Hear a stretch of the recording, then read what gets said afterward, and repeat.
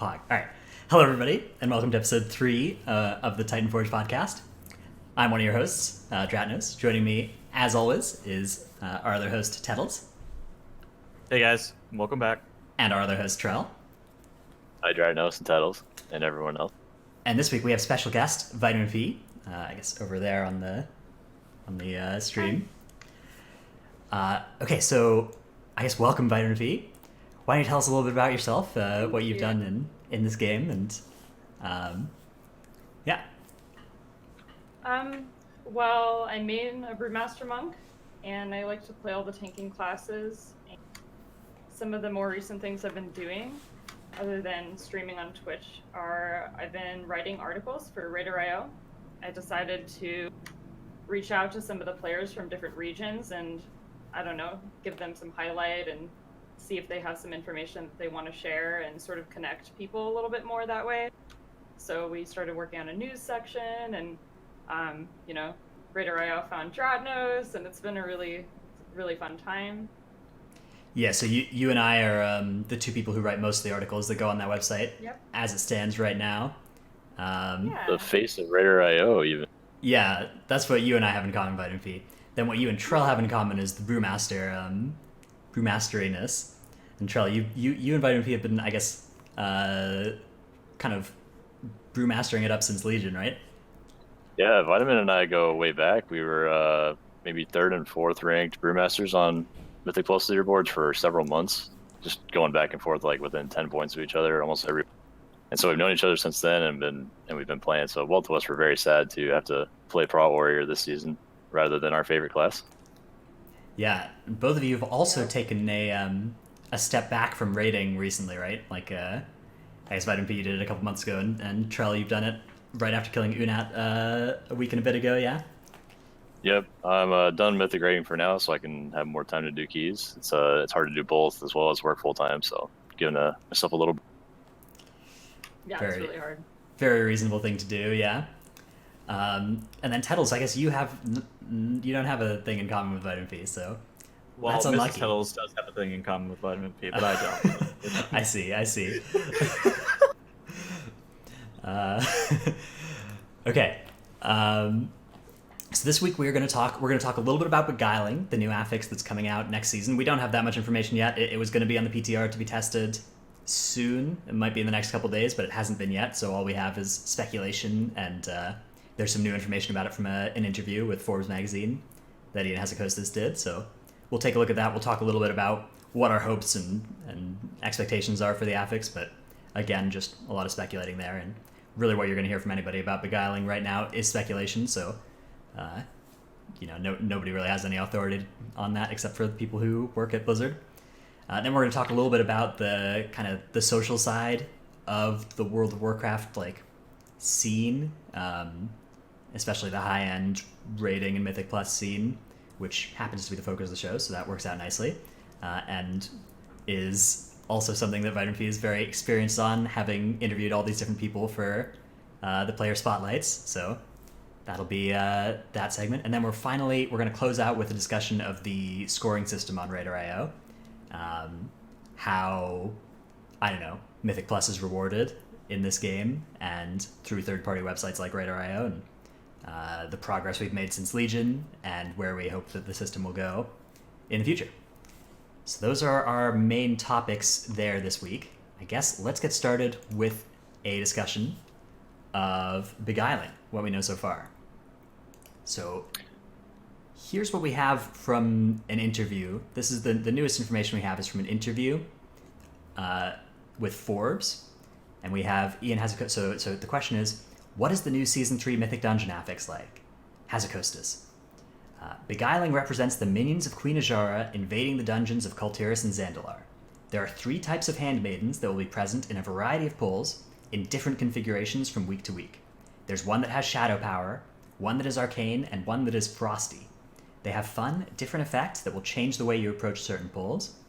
They'll make it so that certain pulls you probably haven't done in the last 5 months because you always skip them, you might actually have to do. All right, who wants a first take at this paragraph here? So there's really a lot to unpack here. We can kind of take it piece by piece. So we can actually start with the configurations week to week. I don't know how you guys like necessarily feel. But I personally am not huge on the week-to-week configurations. I know that they had them in Infested, and for me personally, the week-to-week configurations thing becomes more of a hassle than it becomes fun. Obviously, there needs to be some variance in the game, otherwise it'll get stale kind of quickly for a lot of players. So the week-to-week variance normally comes with the fixes, but now it's also coming with not only the affix combos, but how Beguiling is changing from week to week. With how Reaping is right now, the only real variance you get within like your Reaping proc timings or stuff like that is how you end up dealing with it. Occasionally it will change with teaming, but by and large it's not going to change too much. But how it is going to end up changing with the configurations from week to week should definitely be interesting. Overall, I'm not super huge on it though, personally. Trell, how do you necessarily feel about it? I think I could go either way at the current moment. I'm really excited for something new, of course, so I can learn something in every dungeon again and have fun and change things up. I think seasonal affixes are overall a good thing. However, it could be really stressful to deal with. It sounds like they want to make us pull some extremely difficult packs that everyone skips for a reason. It could go the other way around and just be really fun because there could be some buffs that the party gets after you kill the mob, sounds like the gifts, I think, down below in that article. Yeah, so there's some speculation about how exactly the mechanic's going to work, which is the decree and gift system. And these are a couple of data mined abilities. And from the looks of it, it looks like they're going to be these decrees that are brutally difficult things you have to deal with associated with each different type of emissary. And then there are, when you perhaps when you kill an emissary, you get a very powerful gift for a little while. And those are, I don't know, that might be how the system works. It might be like, okay, you kill an emissary, you deal with the decree, and then you get this gift, and you use it to speed up your killing of the rest of the dungeon. We're not sure though. Like it's still unclear exactly how that part of the mechanic works. I don't know. Yeah, I think that it could go either way. This thing about like pulling packs that you don't normally pull is definitely going to be. I mean that definitely calls back to Infested, right? That was something about Infested was like, but with Infested it was okay. If this pack has an Infested in it, we're going to pull whatever we can instead of this pack. Whereas with this affix, it might be okay. This pack has an emissary in it, so we really want to kill it so we can get this gift out of this emissary. And that's, I think, a little bit of a better system. I also think that it means that, like, okay, in dungeons like King's Rest, like these very linear dungeons, Infested was mostly just, like, awful in some spots, and there was no counterplay to it, right? It was just like, okay, what's the Infested looking like in the gauntlet this week?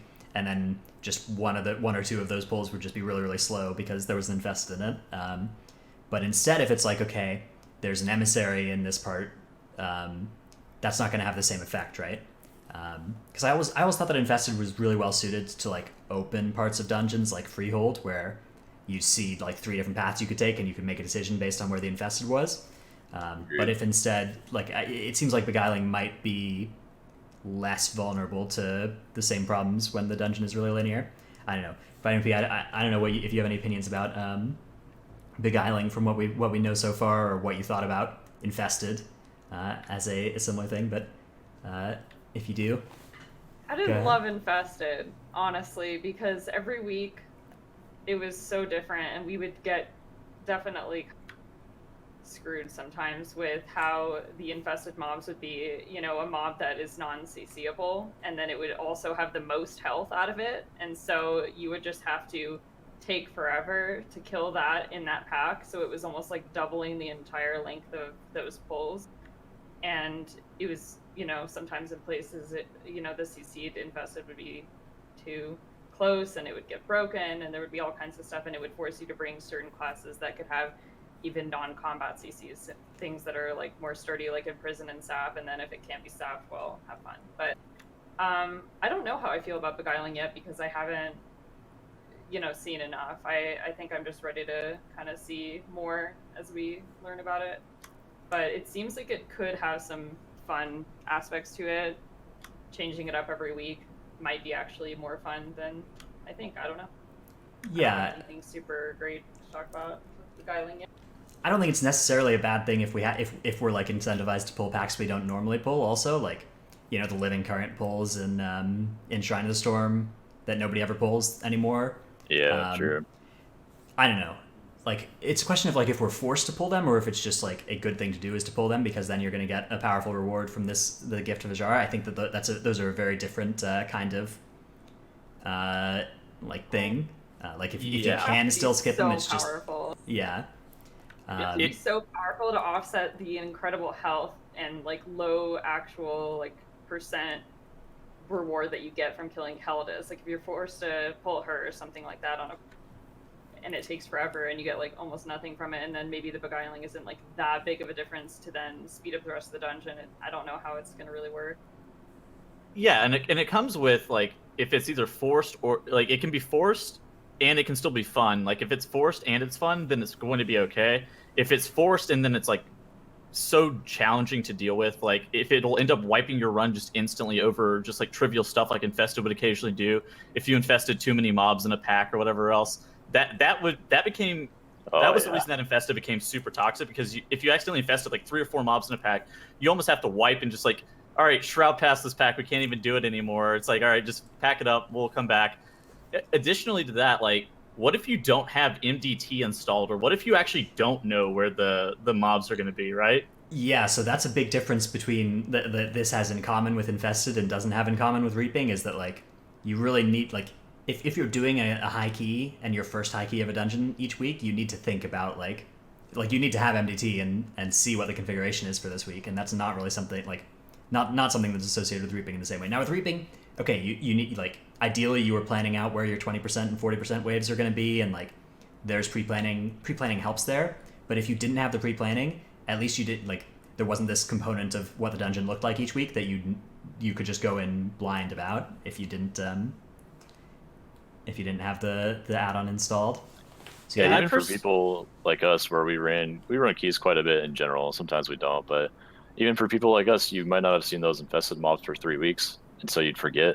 And you'd have to look at every single dungeon at least once or twice before you did it for every week. And just imagining like more casual players in keys, if they're just doing the weekly 10 or 15, they'd have to look through it and be like, wait, really? How do I even deal with that? And they'd get to the pack and maybe it'd be CC immune, they wouldn't even know that, so they would just wipe, because they'd have to kill the pack basically twice instead of once. And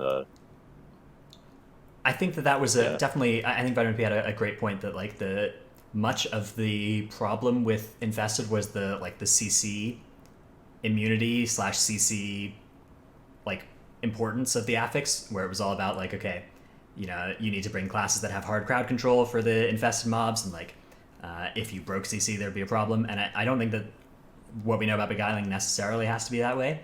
I do think that one thing that's likely to be similar is that like priority damage is likely to be favored again. I think Infested favored priority damage, whereas Reaping favored like big AoE, and now we might see a return kind of back in the other direction, so that might move class and spec balance away from, you know, the big like Unholy Death Knight, Outlaw Rogue perhaps, although Outlaw's great at everything, back towards maybe balance for Tettles, that kind of stuff. So that's an angle to consider on the affix, at least.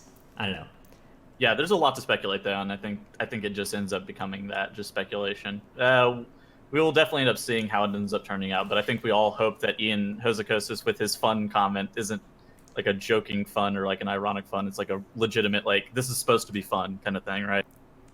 Yeah, I think that there's a lot to be optimistic about, definitely. I think that a lot of the problems of Infested don't need to carry over with this, and I do think that like there's room for an affix to require more work than Reaping did, and still be good. So yeah, that's that part of our show here, talking about Beguiling.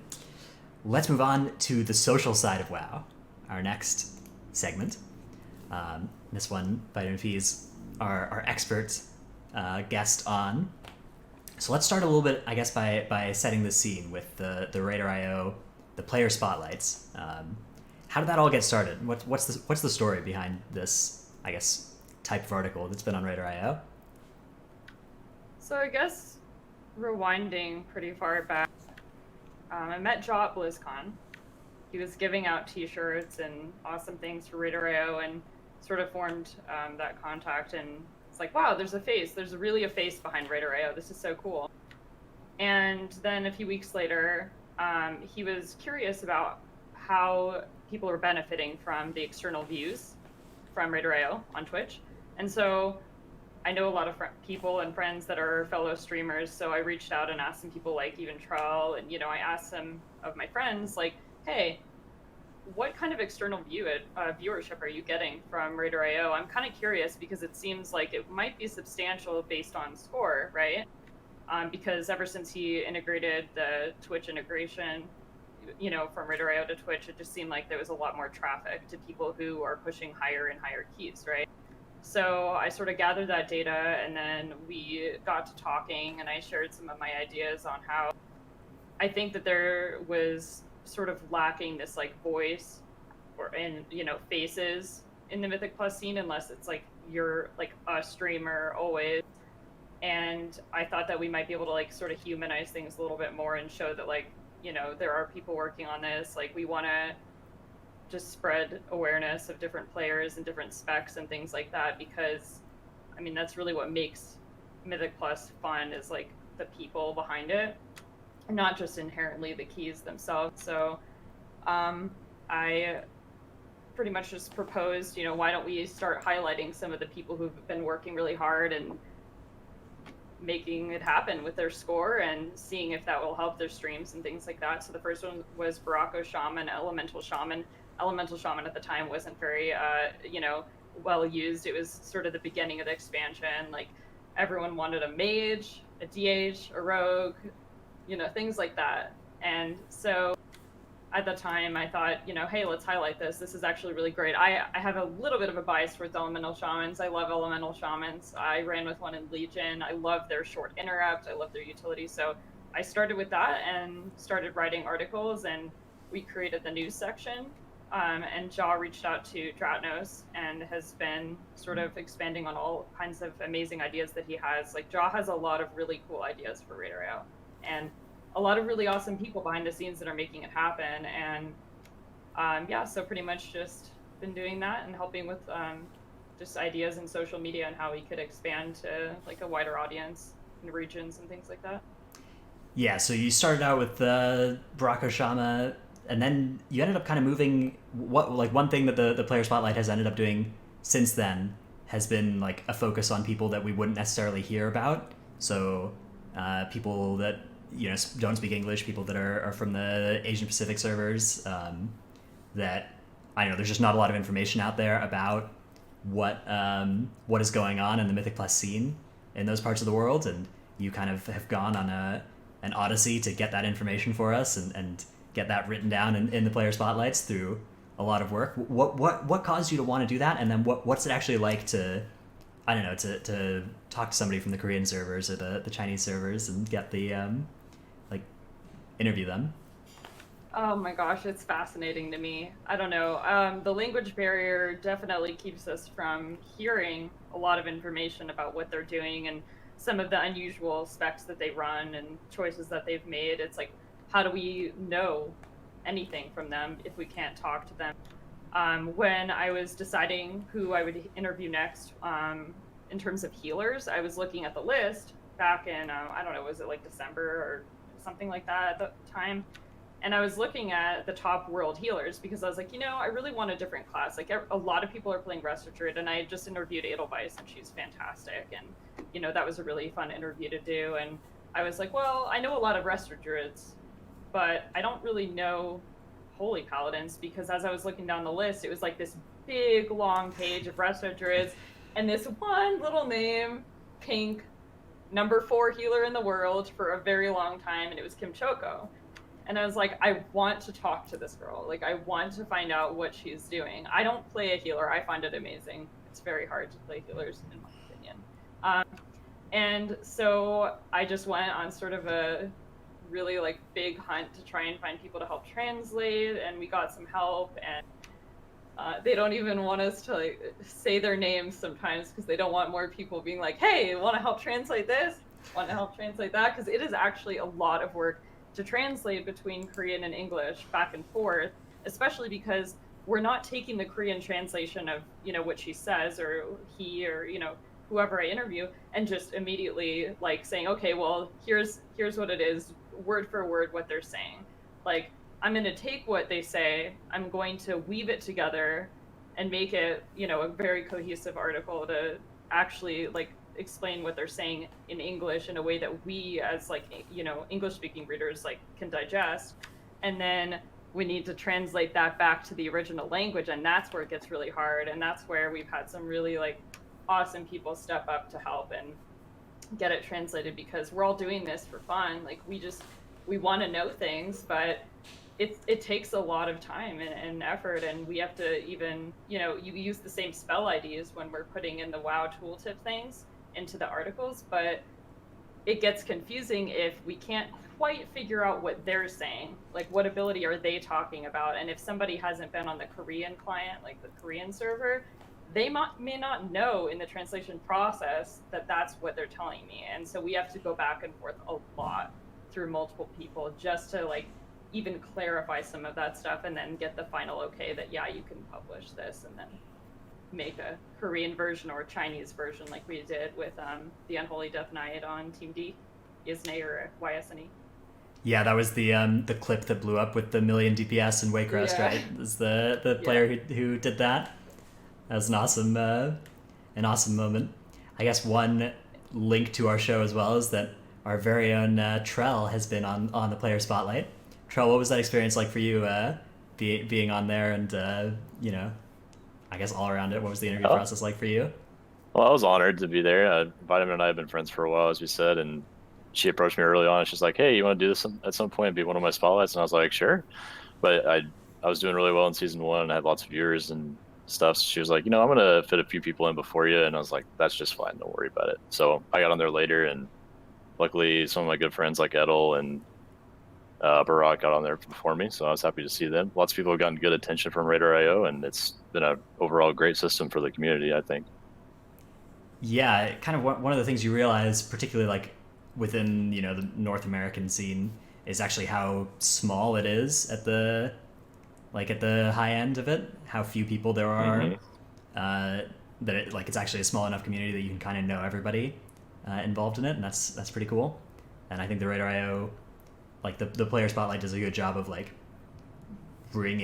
showing everybody that side of the community and all the like faces that are behind it. And yeah, I think it's really commendable work. So I guess thanks for doing it. Thank you. Yeah. Something I'm curious about is, do people want to hear more about the player and like personal details, or is it like a class spotlight? We've had to try and balance. Is it going to be, oh, we're talking about a boomkin today, and we're going to ask them all kinds of questions that are going to compete with, all these different guides out there. Like, is that really what we want, or do we want to know more about the person? So I do try to balance that, but of course, like, always open to feedback, because I've gotten some people saying, we want to know way more about them, like, what kind of foods do they like, and what do they like, what's their favorite movie, and all that crazy stuff. And like, I think like we have to find sort of a balance in between of like, we get to know a little bit about them, but let's talk about the class. Let's talk about what makes them like tick when it comes to Mythic Plus. So I hope that we can expand into some interviews that focus on raiders eventually. I've had that on my mind for a while, but I've been focusing on Mythic Plus so far, because I think that is really what Raider.io has sort of specialized in, because WoW progress has always been, I think, pretty great when it comes to just seeing the progress of a guild and watching that. But Raider.io has taken it, I think, in some ways a few steps further, even with the world first race, and showing like a nice like progress bar, and embedding streams of people who are competing in the world first race on the front page, and trying to get that exposure out there.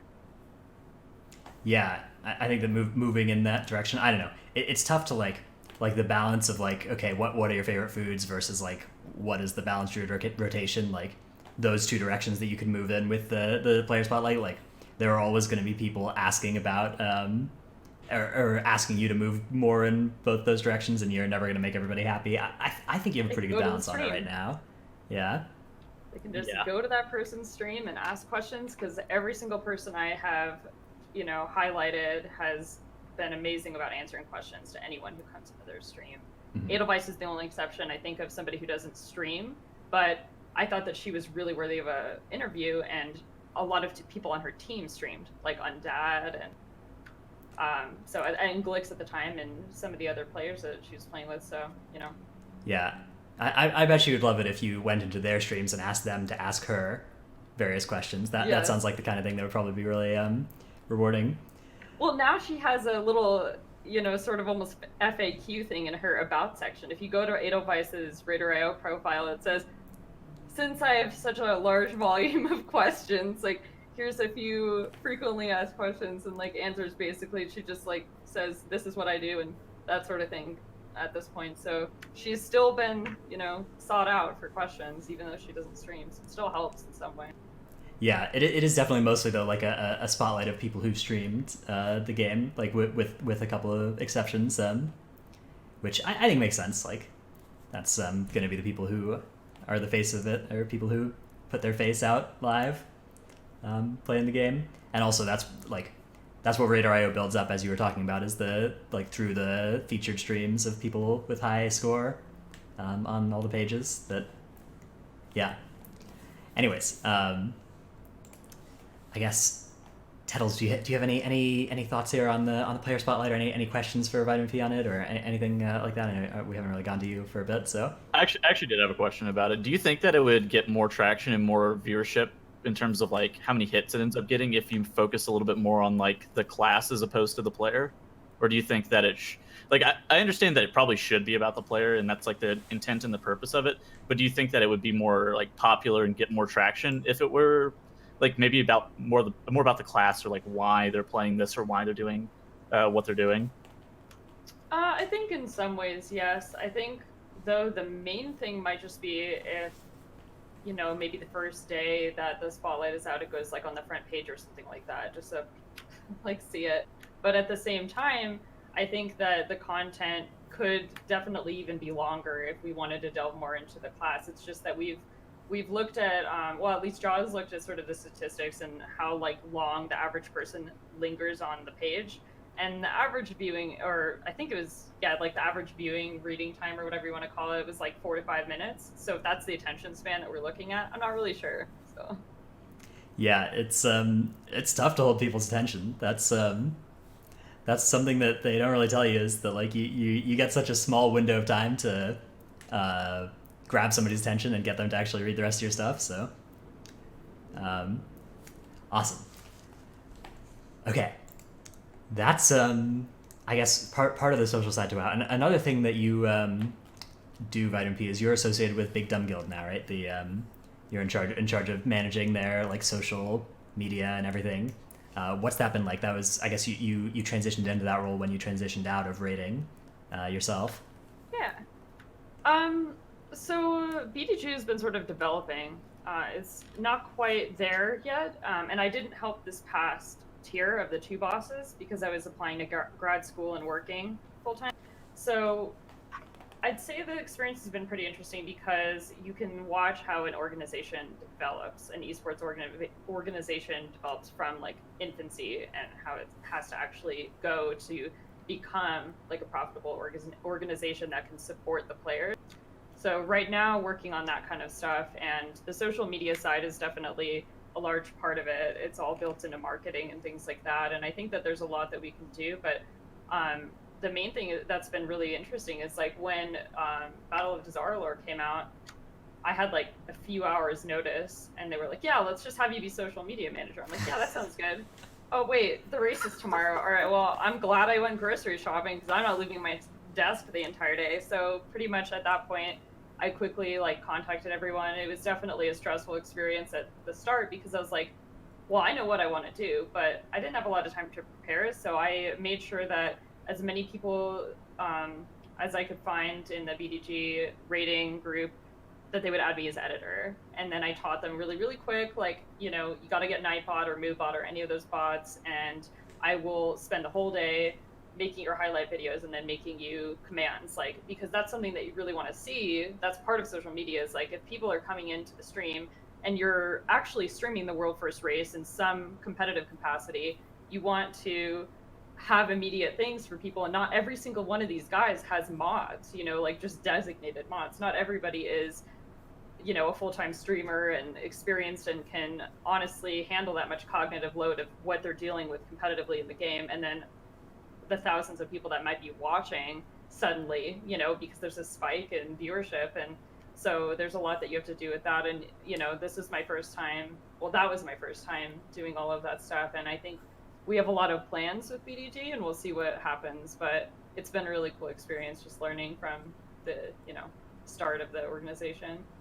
Yeah, so I just had a quick question like on that. Like what necessarily is the goal for like the social media manager for BDG? So I know for like other guilds or organizations, like the goal is to like help promote the streamers, to get them to click that like team link for the team of streamers that are associated with the guild or the organization or whatever else. What exactly is your goal for as social media manager for BDG?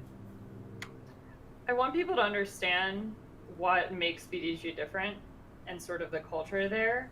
And it's not even just about like, come, check out the streams of our people and let's just market the heck out of it. Like, hey, check everything out, guys. We have this really like pretty long lasting presence in this game. Like, we do things differently.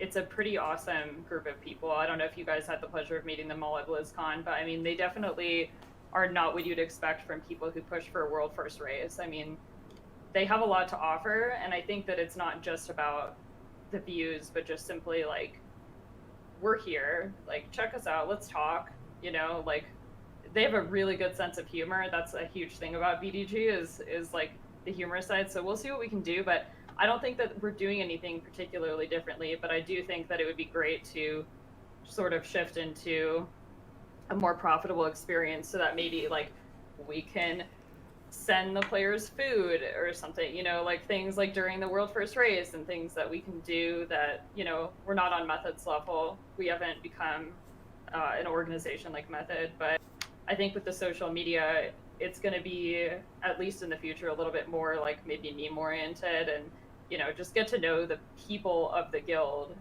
even just the individual, like, here's our healers, like, picture of the healing roster made by Sam or Over is his WoW name and things like that. Like, we just want people to like get to know, and if they go visit the streams, that's great. But if not, just like, BDG is just a fun place to chat with on social media if you guys want to talk.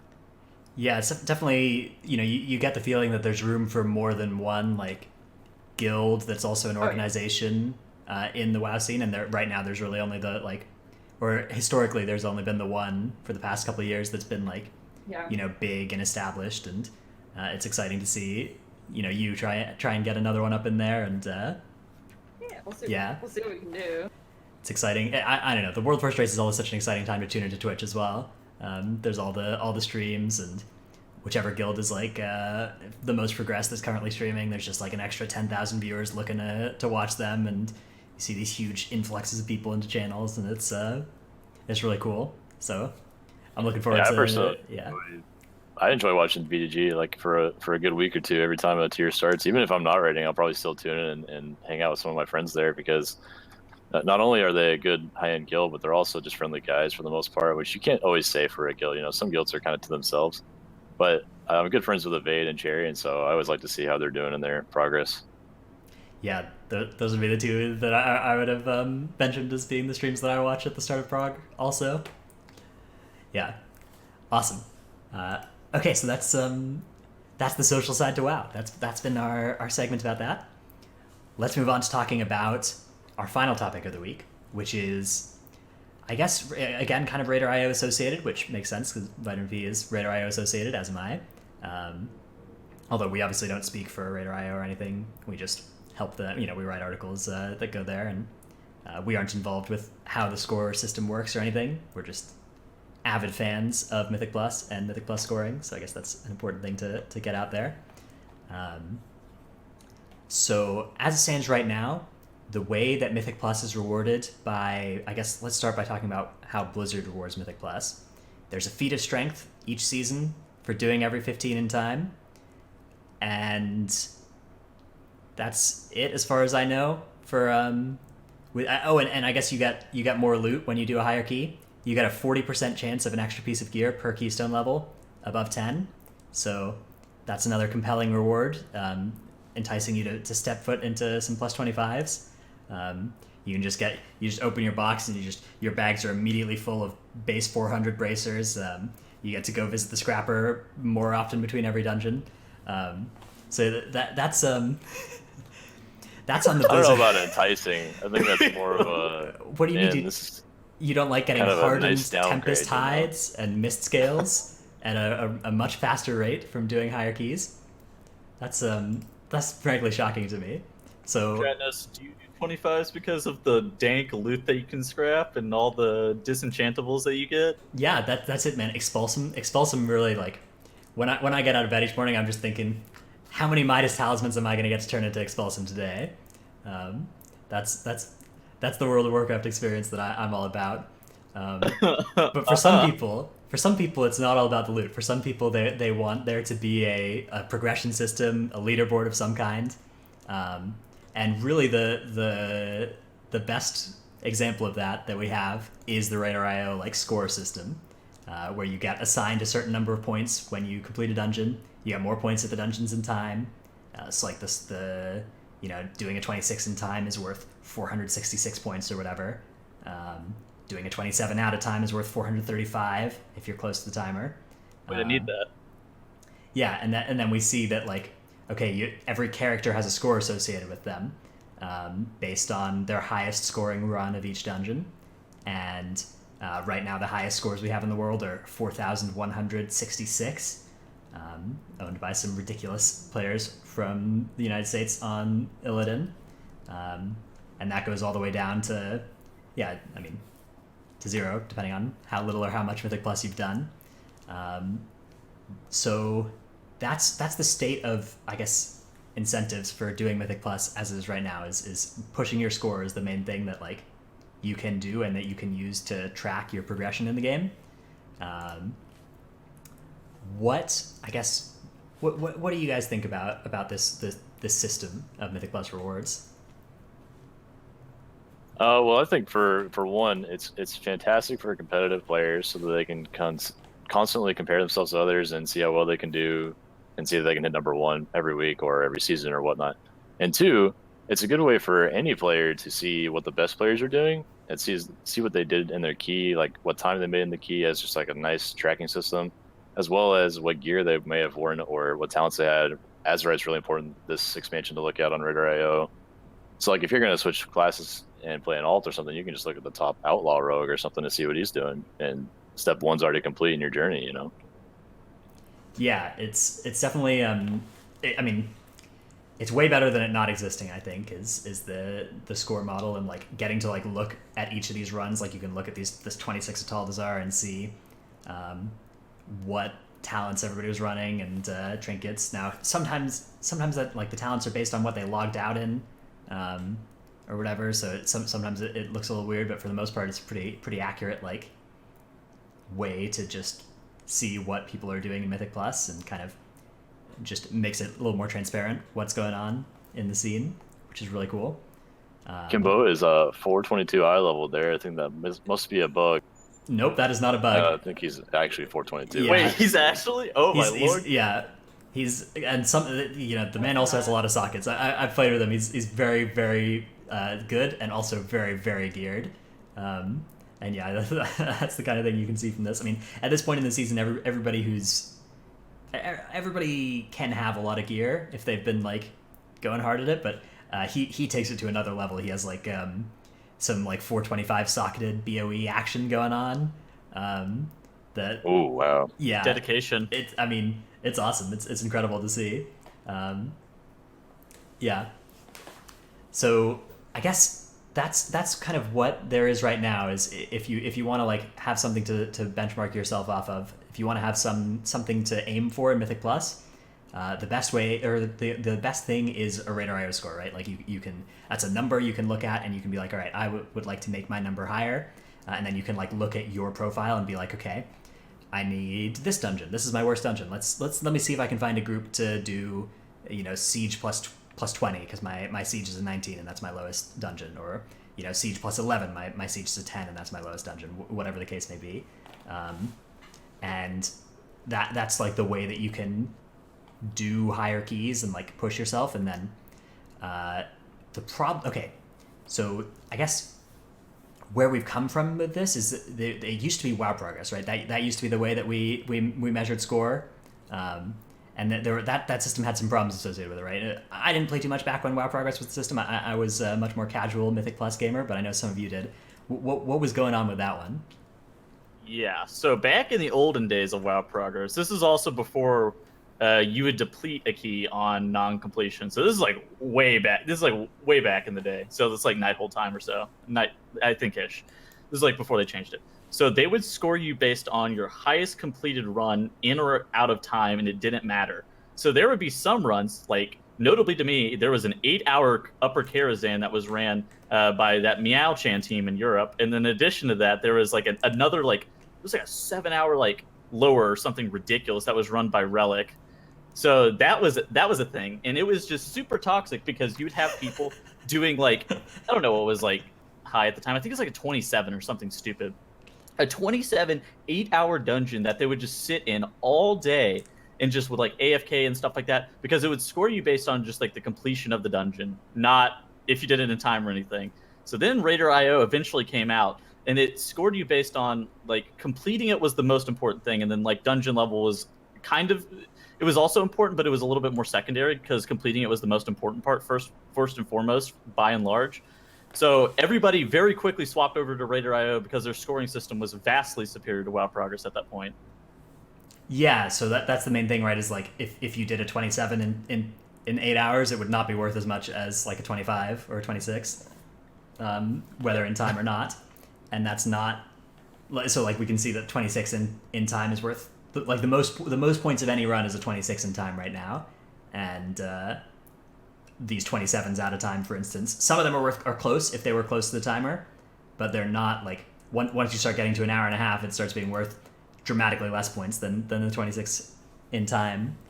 So yeah, I think that was a big innovation brought in by this system. Now, when we're talking about like, as people who play this game, one thing that we love to do is think about what could be better about it. And one thing we also like to do is think about how any potential scoring system could be better. And I think the Raider.io scoring system is no exception in that everybody has ideas on what they would like different. A common complaint, for instance, about Raider.io score is when it's used to gate people into getting into groups or not. You hear this complaint a lot that like somebody feels like they can't get into any groups because they don't have enough Raider.io score, which means that they can't increase their Raider.io score, which means that they can't get into any groups. And there's kind of a vicious cycle there. Do any of you have any opinions about that complaint, that angle? Yeah. Good. I think I've seen that angle a lot because even just doing social media, I interact with people who may not just be in the top scene, like the top 1% of people doing maybe high mythic plus or something. And they just flame me. They're like, you work for Raider.io, blah, blah, blah. Or, they freak out because they definitely feel gated. And even sometimes like people who take a break feel gated because they come back and then it's just like this exhausting process of trying to get into a key is saying, yeah, but my score was this in season 1. But they're like, well, that was season 1. We don't know what you can do now. We don't know if you can do reaping. It's like your gear might not be perfect, or a lot of people, like I got denied from a run recently as Windwalker and he took like a Shadow Priest to like a 13 or something like that because he thought that I only tanked. Whoa. On my stream, but I had a higher Raider.io score than him as DPS by like 500 points. And I had only just started Windwalker, and I was like, you denied me because of that? The and injustice in the world is just injustice. This kind of thing. Yeah, it keeps me up at night. It's awful. Same. Mm-hmm. But I mean, I guess in short, I wonder if there has to be, I don't know, if there could be maybe a little bit of a better way to reward harder affixes. And something that, I've toyed around with is, I don't know, could there be a scoring system based on affixes? Might not be good because of consolidating that information. Maybe that's not as nice and as like neat as the Raider.io score now. But could we weight it maybe? Or can we somehow find a way to have weighted scores for harder weeks so that a 20 done in a week that's relatively easy, let's say like Raging Necrotic Tyrannical or something like that, could that be weighted a little bit less in terms of how many points it awards versus like, something in a much, much harder week? And I wonder if there's something that we could do with that in the future. I don't know if it's even possible. I just wonder about that because the way that the system in the game works right now, and then this like these external scoring websites like Raider.io, WoW Progress, it doesn't sort of take that into account. So some people just totally AFK the game for a few weeks, you know, if it's not like perfect affixes, because it's not worth their time. It's not efficient for them if they work a full-time job and, well, I may as well only push score on these weeks and only play these affixes.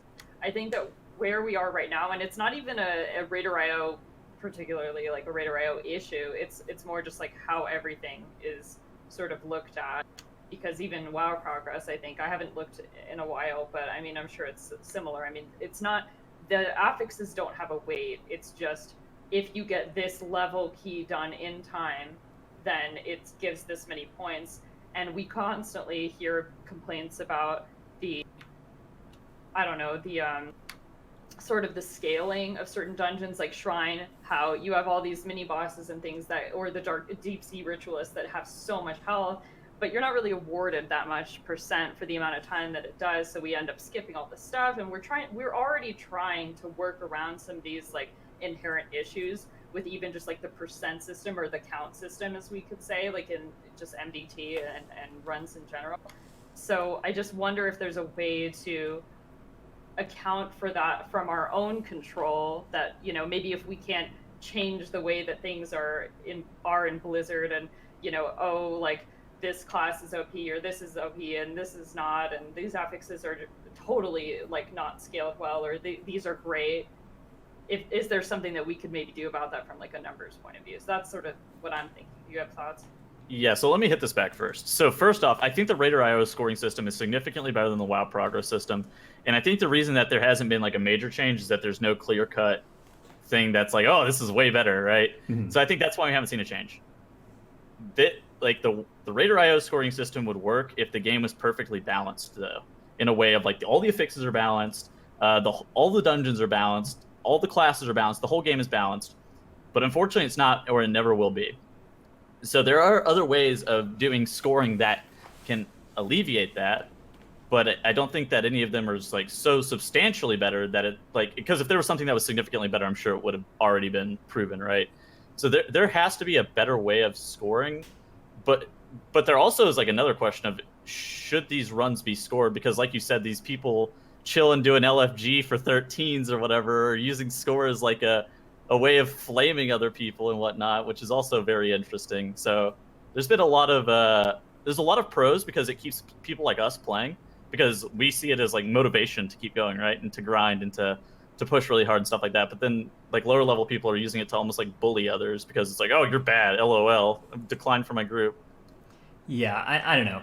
My perspective on that one is like people are always gonna, when they're pugging, they're always gonna look for some like number to compare everybody with. So back before it was Raider.io score, it was item level. Before that, it was gear score. Back before item level was like on tooltips. And I don't know. There's always going to be that kind of like gating. And when you create a pug group, you get like 10 applicants. So there's going to be one happy person and 9 sad people every time.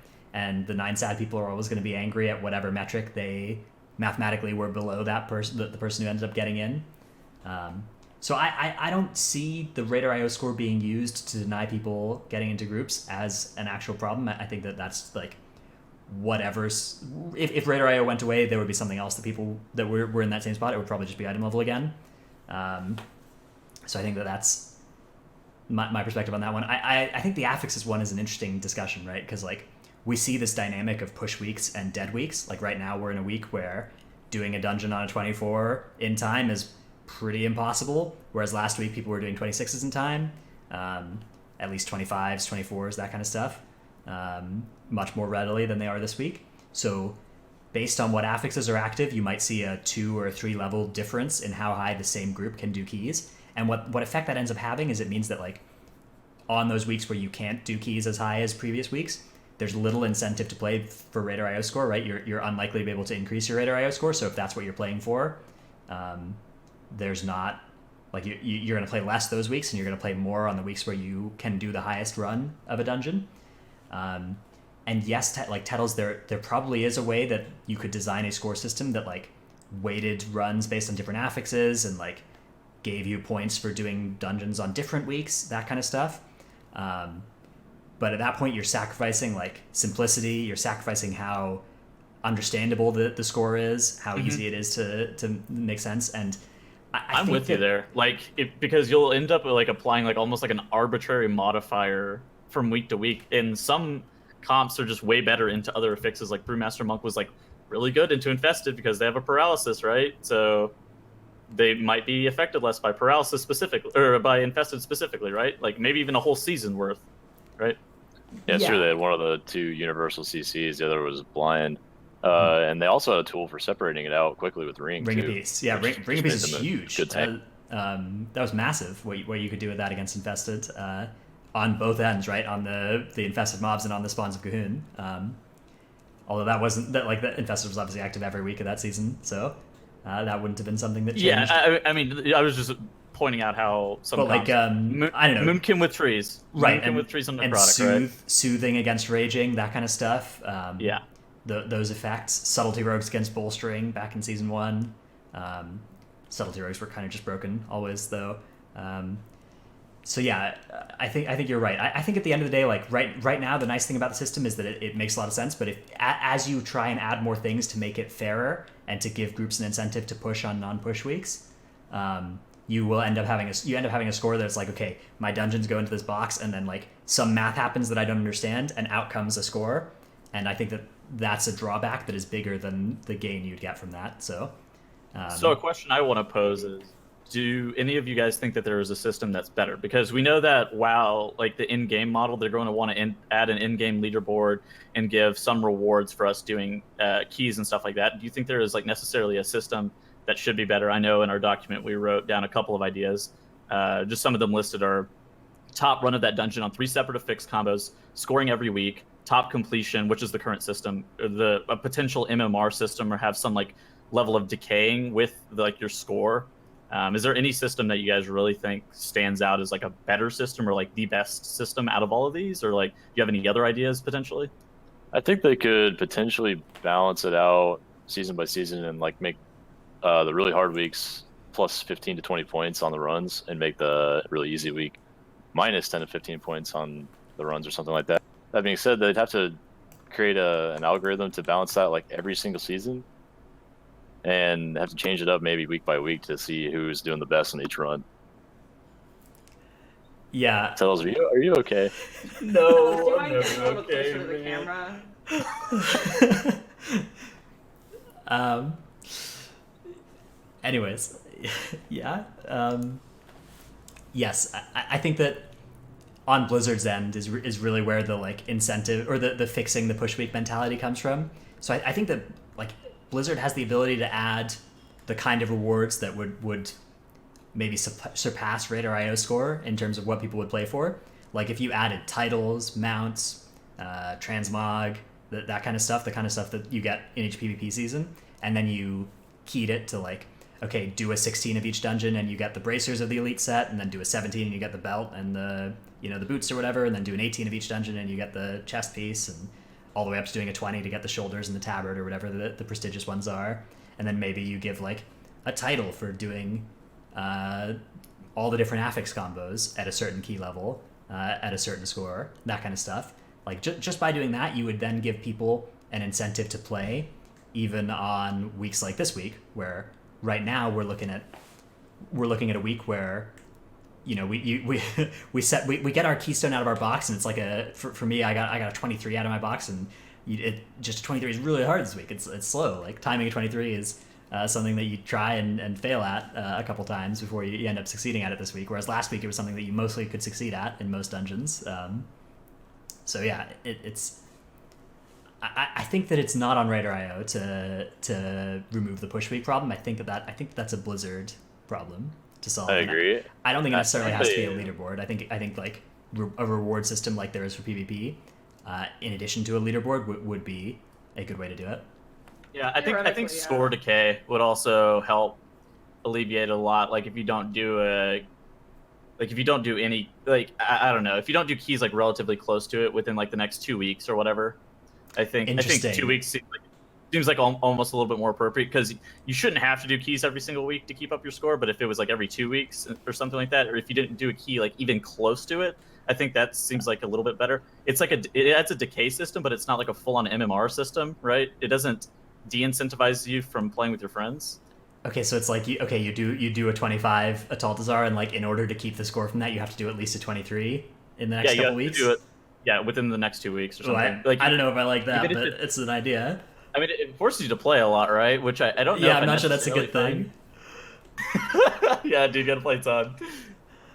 Yeah, I don't know. I just wish there was a way, because we can't necessarily change. Like, we don't have the power to make the changes with Blizzard and to make anything balance. I can't say, give Brewmaster's damage back. Trell and I can't, like, do anything about that. You know, Wow. there's so much that we can't do. So that's why I wonder, like, is there a way that, you know, with some sort of a weighted system, can we make it better? Because we do have this incredible power with Raider IO score. Like, yeah, people are using it to bully other people, like you were saying, not cool. But I mean, it also brings an incredible amount of external views based on how well you do. And so that incentivizes it to a degree if you're wanting to get into content creation and streaming. And so that's really cool.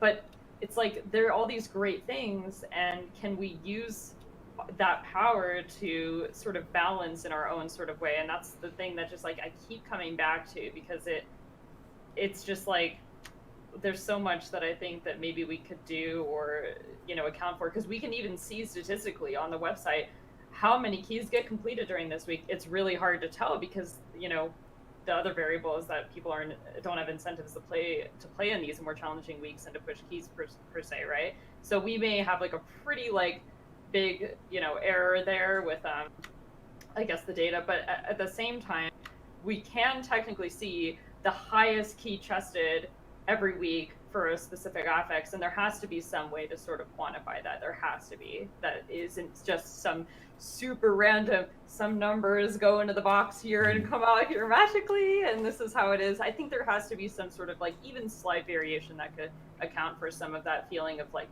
oh my god, this is daunting. Like, I want to get up my Raider IO score, but I literally have a work conference to go to this week and I can't. Or, you know, just like anything that comes up. Like, I almost never am around on push weeks. And then when I am, nobody is available because they've already got their designated groups of people who they've been pushing with every week, regardless of affix. So it's, I don't know, there's something about it. I feel like there has to be something, and even small incentives like you were talking about, Dratnos, even just like, I don't know, transmog things. I don't really know anything about transmog though, so I can't really speak for that, but I'll at least say that it's, you had some decent ideas with that. I just don't know anything cosmetic about this game at all. Yeah, I think maybe one way you could approach it, like, okay, if you wanted to make every week count from a scoring perspective, is you could like, okay, you start the score at 100 or whatever, and 100 score for a dungeon each week is the the fastest run in time of that dungeon, and then everybody's score in that dungeon is based on how much slower they are than that fastest time for the dungeon. So like, if King's Rest is only doable on a 23, then a 23 King's Rest, and the fastest 23 King's Rest is 100 points, and the 22s are 90 points or whatever. I love that. That's holy actually moly. really good. That's by far the best idea. So Yeah, that's yeah, awesome idea. That would make it more close to MDI style too, because people would actually be going for every little millisecond, even when they're already like well beneath the timer. Some groups, you know, if they're doing a high key and they're going to complete it for the first time, they have several minutes left. They're like, all right, well, let's just do this slow because we're going to complete it in time still. But if that was the case, then you would just race your ass off until the very end. Yeah, which would be awesome. And then you could have you could have weekly scores and, you know, overall scores based on like the fast, like your best score from a dungeon based on whichever week it was, and maybe that would mean that your 23 at Taltazar from a hard week was worth more points than your 24 from a good week. Yeah, it also helps separate out individual players from teams too. Yeah, somewhat. Kind of, yeah. Like if you play with different people on different weeks, as it stands right now, almost all your score is going to come from whichever weeks are good, right? Tyrannical, bursting skittish, tyrannical, raging volcanic. Those kind of weeks. So it's kind of whoever you played with on those weeks. Whereas with this system, like if you played with a particularly good team on a particular week, or a particularly good set of people on a particular week, you'd have a good score from that week, and that'd be kind of cool. Yeah, it also helps people who can't play every single week too, because like if you're only able to play certain weeks, like even if it is the harder weeks, you're still able to get the max amount of points. The downside is you might end up having a lot of tiebreakers, but as long as the leaderboard is okay with the amount of people who are going to be looking to get these amount of rewards, it should be fine. I think you're going to have a lot of tiebreakers at the top end with people having hundreds on like varying weeks and stuff like that, but then it should start ending up like resolving itself once people end up getting like 99s or whatever. So like maybe it would end up scoring like 100 to 50. That seems like it's a little bit better of a curve. Or maybe your tiebreaker. Okay, so let me. I see a lot of confusion in chat about what exactly I'm proposing. So I want to just kind of restate exactly what my proposed system is. Here's how it works. If you for each dungeon on each week, so each set of affixes, the highest score available for that dungeon is 100. And that score goes to whoever gets the fastest time on the highest key level of that dungeon. So King's Rest, it's a 23, for instance, that you get in 100 if you get the fastest King's Rest 23.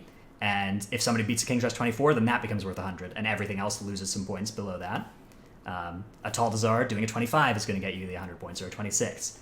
Toldagor doing a 26 or a 27 or whatever stupid number you can do in Toldagor these days is worth 100 points. And you lose points below that based on how much slower you are than the best run of that dungeon on that week.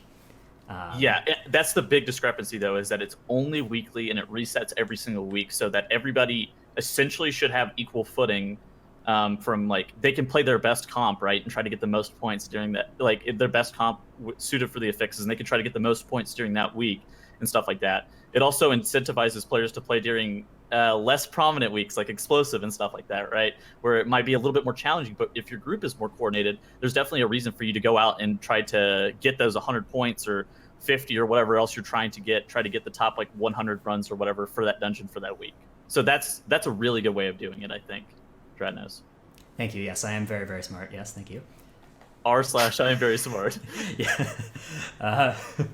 I don't know. Even like, I still think it's not necessarily clear whether that system would be better than the current system, but it's definitely a fun one to think about. So, yeah.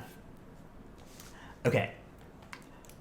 I guess that kind of closes out our discussion of revamping the scoring system. Does anybody have any closing thoughts really on anything we discussed today before we can move into kind of questions and answers? I guess if anybody's picked out any particularly good questions from chat.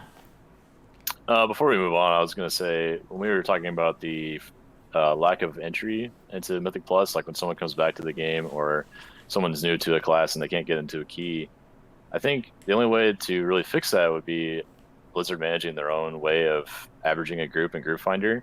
Like other games, you just queue. You press Q and you get put in a group. Yeah. I saw an idea for this on I think I saw it on Reddit this week, like creating a solo queue for Mythic Plus. I think that's honestly the only way, because like you said, someone will always make a mathematical way of identifying who the better players or more experienced players are on a class on paper, like eye level or Radar Rail score. So dude, if that wasn't the case, queue into Mythic Plus, my lord, that sounds awful. Yeah. You have some issues for sure. I'm just talking about the only solution of getting into those keys. At like least getting with into a 13 or 14. With like the PvP games, at least you can like sort of think to yourself that like, okay, we lost because the other team is better, but there's not even another team to be better than you. It's just like it's LFG.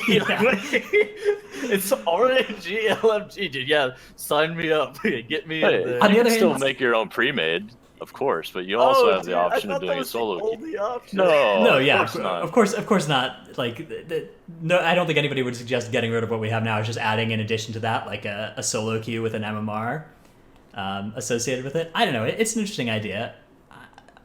It's definitely spooky though. Like it's easy to imagine that being like a hellscape that you'd never want to set foot into, solo queue. But I don't know. Maybe it'd be cool. Maybe it'd be awesome. Maybe there'd be a cool way to like. I don't know. One thing that other games have right now is that it's like really easy to, like in League of Legends, it's really easy to just play League of Legends for 14 hours and play like ranked if you want to. Whereas in WoW, that requires you to have 4 other people to do it with. And a solo queue removing that component to the game is interesting to think about. It does kind of clash with the MMO-ness of the game, right? Where interacting with other people, forming connections, like making a group is supposed to be important. So I think it would just be beneficial for the players getting into it. I mean, eventually you stop using it when you have a group, but to meet those players, that'd probably be a good way to randomly meet someone that's good. No, not every player is really social and good at joining all kinds of discords and going on whatever website they use to find other players, so. Is that not what don't LFG is, though? Like, I mean, well, LFG, you kind of just see a number, right? Yeah, getting to choose your group is like, different than like being just being queued into one through Blizzard's algorithm, right? Like that. Yeah. I think that also has something to do with how refined Mythic Plus is now. I think earlier on, like mid Legion or whatever, it was a little bit easier to just find random good groups and random good players through LFG. Now it's a little bit more stagnant in some degree. People know who's good, people know who's bad for a lot of it. Mm-hmm. I mean, to some degree. I'm glad that Raider.io shows now that like somebody is a main. So if you actually go to their page versus just use like sort of the add-on and see like, oh, hover, on the tooltip of somebody's name, oh, this is their number, this is their Raider.io score, this is their value or whatever. Like if you actually go and like look at the person, I mean, it takes more time, but you can see if it's at all to somebody. I personally always do that, but honestly, it can be a hassle for some people who don't have multiple monitors, who just are not into that sort of thing, and they just like look at the number and they're like, okay, well, I don't want this, right? I appreciate it because it helps out my trap alts personally. Yeah, because then they know that it's. They know that I'm not. They think that I'm still bad because they watch me play, but they initially invite me to the group because they don't think I'm bad. That's all you have to do, right? Is get into the group. Like once they start that keystone, you're good, right? Like most people aren't going to kick you at that point. They're not gonna hearth. So. Yo, dude, I got invited to a queue on my 390 Demon Hunter the other day for a 16. He asked me how strong my I-beam was, and I responded back, it's Demon Hunter. Would you say that you did more or less damage than your Balance Druid on that character? It was uncomfortably close. Uncomfortably close? Okay. Yeah. Okay. Rip Boomkin. Yeah, rip. All right. Let's move into Q&A. So, anybody have any good questions they grabbed from chat? Feel free to just fire them away. Something I had was game is dying, make PvE competitive is ruining the game. I thought this was interesting, and definitely a hot take, and I think we probably all disagree with that, but I guess we'll field it anyways. I personally think that competitive PvE is making the game, one, it has like a way bigger viewer base, and it is enticing people to play more and to play harder and to be more competitive with it. And then in addition to that, I think like the competitiveness of like how the raid ends up working out with the race for world first and everything is also good for the game because it shows people like the upper end and it shows them what can be achieved if they do really want to go hard. So I do understand why competitive PvE would actually make the game a little bit worse, just because it makes it harder to get into LFG groups and people are elitist or whatever else other reasoning you would have. But I think overall the competitiveness of the game is definitely for the better. Yeah, I think that there's I don't think that competitive PvE is ruining the game or anything. I think it's a good side of the game. It's definitely like a departure from classic, classic WoW.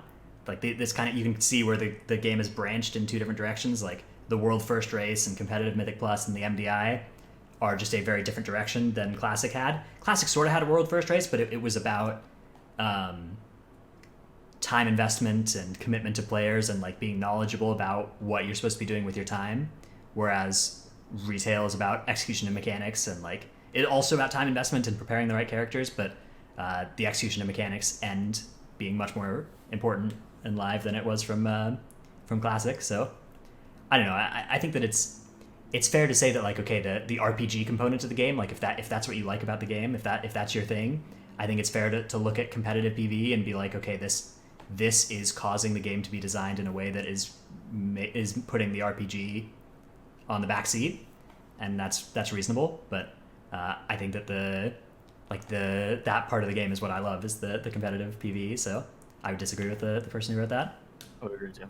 I agree with what you said, not with that. All right, anybody got any other questions they grabbed from chat? Something about what do you think about MDI players take on Raider.io as just a meme, doesn't mean anything nor represent player skill. Okay, so what he's trying to say is that people take players on Raider.io score as opposed to like what would inherently be the skill. So, do we think that that's bad for the game? So, Charlie, if you would like, you can kind of feel this. But for me personally, I think that people are just searching for a way to try to weed out bad players from good players. Yeah, I think radar arrow score is actually a good thing until you're in a position where you don't need to look at score anymore. You kind of know the community.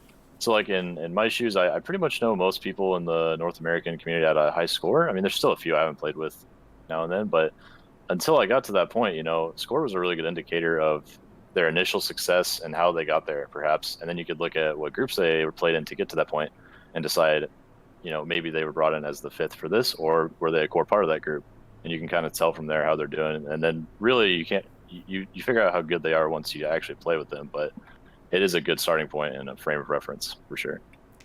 Yeah, I mean, it's true that you don't need a Radar IO score, like a high Radar IO score, to be good. There are a lot of good players who just haven't done a lot of keys, and yeah, for sure. You see them like I'm Fired Up, for instance, steps into one Mythic Keystone every month, and it's a 27, and he times it. And so he gets a world's first key. Yeah, like as a freak player. Yeah, okay. But that kind of thing is an example of like there are some fantastic players that do not have high scores because they don't like push for them, and that's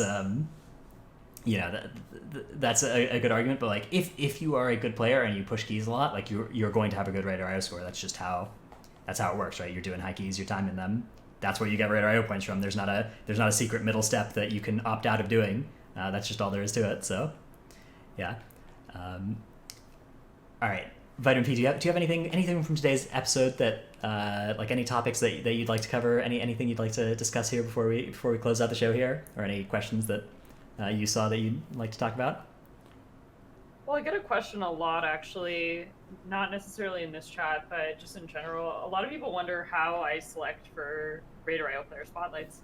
Like, that's something that comes up a lot. I've gotten a lot of messages from people either asking to be in the spotlight or messaging me, asking me to check out this streamer or that streamer or this person, and, nominating people, essentially. And so I talked to Jaw and Olsaga about that, and they think that it would be a really good idea because Jaw had an interesting idea about how we might be able to sort of in the future maybe spotlight people who have reached a higher score in a fast amount of time, something that we could maybe track, like, wow, this person, look how great they did. Like, they started from the bottom and look how fast they've accumulated this score and like how much of an improvement they've made.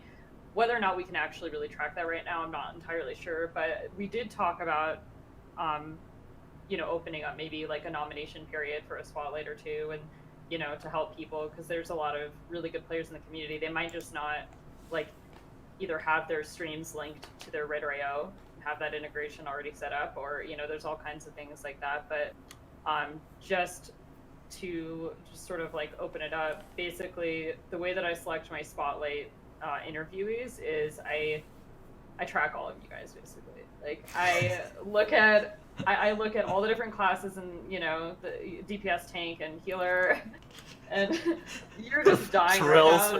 I was just looking at Terrell's face.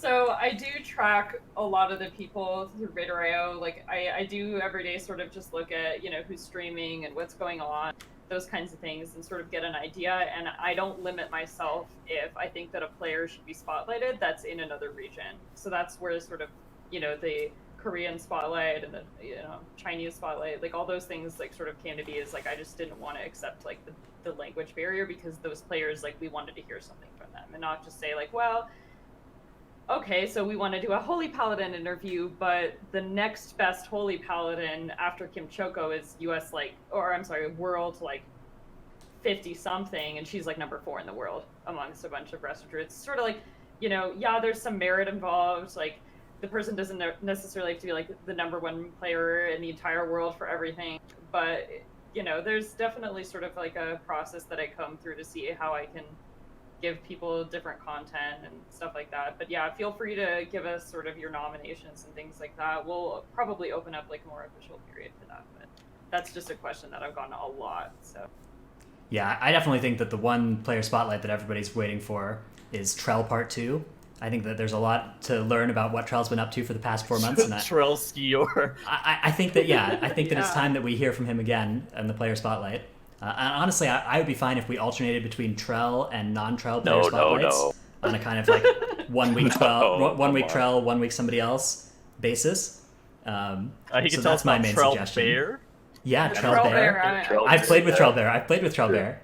But have you played with Sneaky Trell? Also trap character. I have played with Sneaky Trell.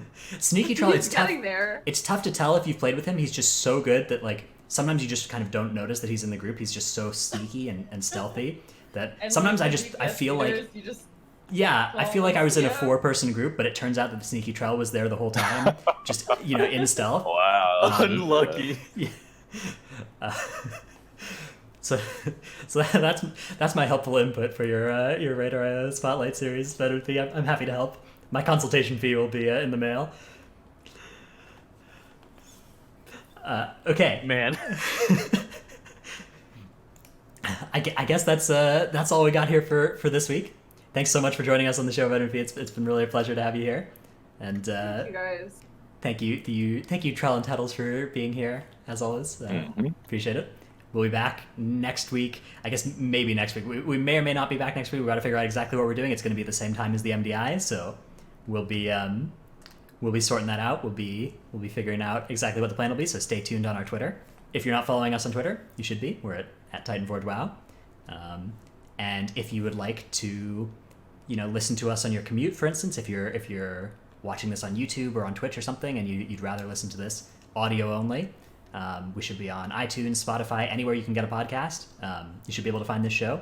If you like to get your podcast from somewhere and you can't find us there, let us know, and we'll see what we can do to get ourselves on that platform. That's something that I probably just wasn't aware of wherever you were getting the podcast. So, anyways, that's gonna be all for us this week. Bye, everybody. Hold on, Dratnos. Okay.